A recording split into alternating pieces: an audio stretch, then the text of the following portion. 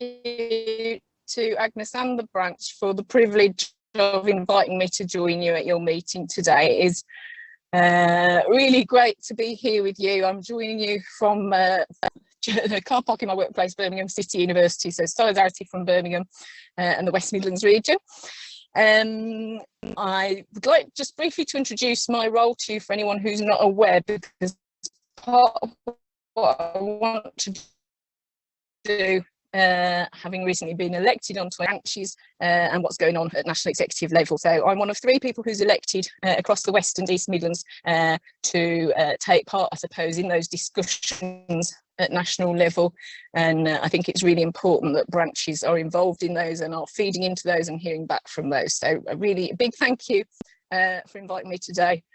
Also, just very briefly before we get into the ballot stuff, I just wanted to give a shout out to colleagues in further education who are going into their 3rd week of strike action today, fighting for a system that incredibly is being increasingly defunded in the wake of a pandemic at a time where we need definitely a big building back of further education. So big solidarity to all the colleagues taking action today, and also to Royal College of Art, which some of you may be aware are fighting the front of ultra sort of hyper casualisation in their institution and the real abuse of workers there.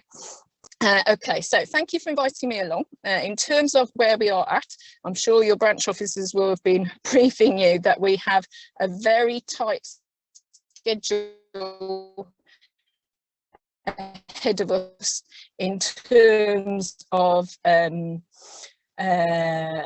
ballot period. And I know that having spoken with some of your branch officers recently, elected officers who you're lucky to, I suppose, to have them as part of your branch doing a lot of work to get the ground ready and to get the vote out. And that is absolutely what we need to do during this short period of time. So I think there are, I suppose, 3 priorities at the moment. Firstly, making sure that your branch officers will be working to make sure all details are correct, and that's something that you will be feeding into. So please do make sure that UCU have your up-to-date address for where your ballot paper should be sent, and also your your communication methods. The more that you can share really with UCU in terms of things like mobile numbers and things like that, the easier it is for everybody to sort of collectively feed into this really tight schedule of getting the vote turned around in a period of just under 3 weeks. So I suppose that's the focus of work at the moment. During those 3 weeks, it will be an intensive campaign. We do need to make sure everyone participates. So everybody in this meeting, please do think of everybody you know who is a union member, and please go away from this meeting in mind that although there is a team of activists in your branch who will be working to get that vote out, the more that we can check in on each other and the more that we can make sure each other have voted, the better turnout will be. And I know historically this branch has smashed through the trade union threshold before. You have done it. I'm confident that you will do it again. But yeah, that's a collective effort, and it's great that you've got such an organised team, and that's part of what will be going on. So yeah, please do make sure you're checking in on people, making sure that vote's turned in. In terms of what action would look like, Agnes has asked me about this, and there is an embargo at the moment on the particular point in time, but I don't want you to think that your reps aren't sharing and they don't know them, I believe, either.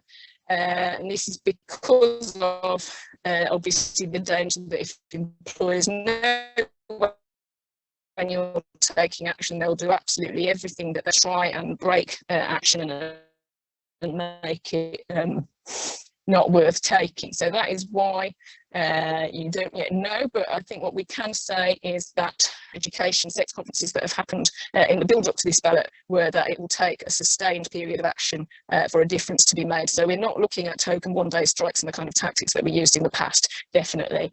My interpretation of the plan that Paul Bridges, who head of H, is put in front of us, is that we are looking to give a credible threat to force employers to change their stance on the issue of pensions, which I know Andres is going to go into with you, and on the forfeits, which I know Marion, my colleague on NEC, will be going through with you as a negotiator.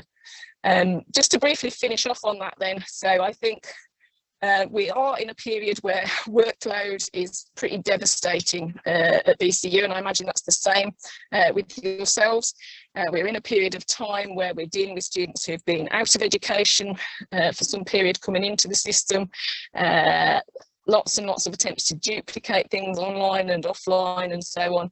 And we ourselves are dealing with having survived so far a pandemic that isn't yet over. So it's an incredibly difficult time for us to be trying to build in. And we wouldn't be taking this action if it weren't the case that employers are not also trying to emerge as something new from this pandemic. So there is a definite agenda in place to attack freedom in higher education, to attack professionalism in higher education, and to attack working class access to higher education. So that is why, although it's an incredibly difficult time to be organising, the conditions are only going to be getting worse if we do not collectively stand together. And that's why it's important that we're all collectively feeding into this process of making sure that the vote comes out. So I think I'll leave it there. But again, thank you ever so much for the privilege of welcoming me, and I'm very happy to take questions.